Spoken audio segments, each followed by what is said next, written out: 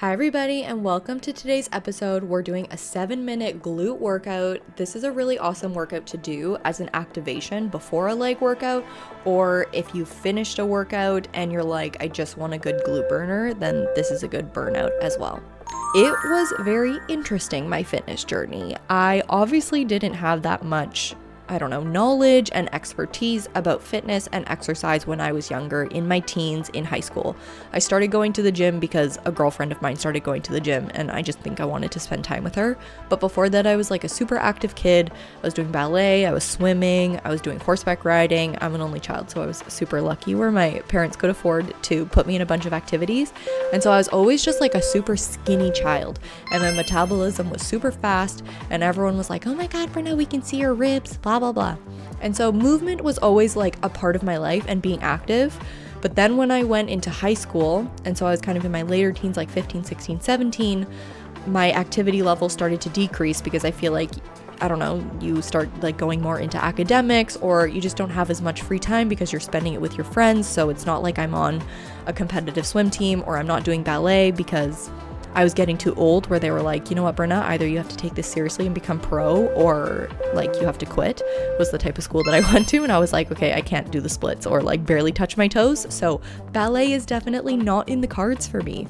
And I never had any like awareness about my body or what it looked like. Like I was just genuinely living my life, wearing clothes, going about my day. And mind you, I was never super conscious of my body because like I wasn't obese, I wasn't overweight, I was healthy, I was thin enough, and I started going to the gym when I was in high school because a girlfriend of mine went. I didn't know what the fuck I was doing. And then I started dating somebody when I was in high school.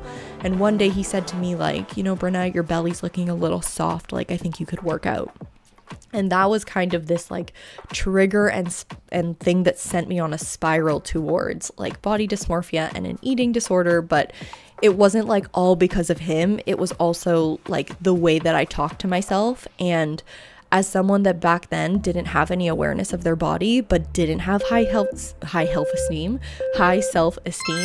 that comment just kind of like opened this Pandora's box of negative self-talk and dislike for my body. And so when I was in high school, I didn't really know how to work out, but I was like going for runs with some girlfriends and like doing some crunches at the gym and like calling it a day.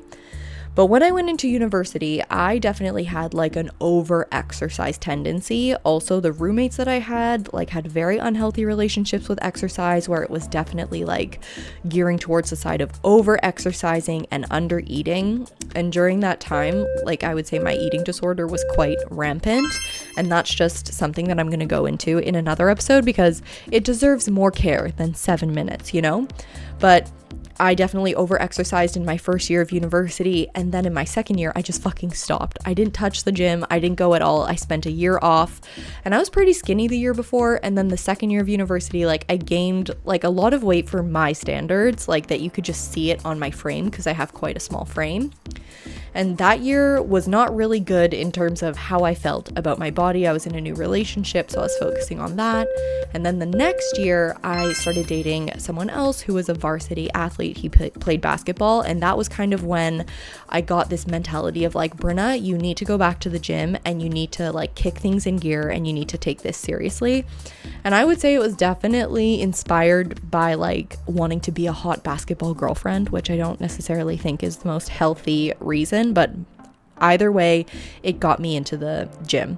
By the way, little side note is that I'm getting so excited by sharing these stories that I'm not going to be able to do this justice, but I will definitely touch base more on my like relationship with exercise in other longer episodes. But essentially, I started going to the gym much more frequently, really taking it seriously. And for the next few years, like 4 years, I was like heavy in weight training, and like lifting weights and blah, blah, blah. Like that was my main source of working out. But the thing is that I took it way too far and I was overtraining and I was over exercising all the time. And it turned into this compulsion of like, I need to work out every single day because if I don't work out every single day, then I can't justify me being able to eat food because food is fuel. But the thing is that I also had an unhealthy relationship with food. So it's like I was also overeating at the exact same time. So it just turned into this really chaotic cycle where I just like wasn't listening to my hunger cues. I was over overeating sometimes, I was under eating sometimes, and mind you, like, I still had an eating disorder during this period of time, and I want to talk about that more in another episode, but it was just really unbalanced and super not healthy. So all of this to say that it took me a really long time, quite a few years, to start to transform my relationship with fitness, my relationship with food, and my relationship with my body. And a really critical piece of this was actually like testing and challenging out my fears. So for example, I had a fear of not working out, like in a day, or oh my gosh, definitely going on vacation and spending like some days not working out, or if I had a friend visiting me and I couldn't work out, I always felt like I needed to slot it in even if I only had 10 minutes, and it would stress me out because I was so worried about my progress disappearing. And I had to go through these like uncomfortable moments where I didn't work out and I didn't move my body to realize like, oh shit, nothing happens to my body because I haven't worked out for a few days, like nothing has changed. And so basically over the years I learned that healing my relationship with exercise wasn't about pushing harder or exercising every single day to try and like meet some ideal. It was genuinely about listening to my body and giving myself permission to rest. That was a big thing that I was super afraid of.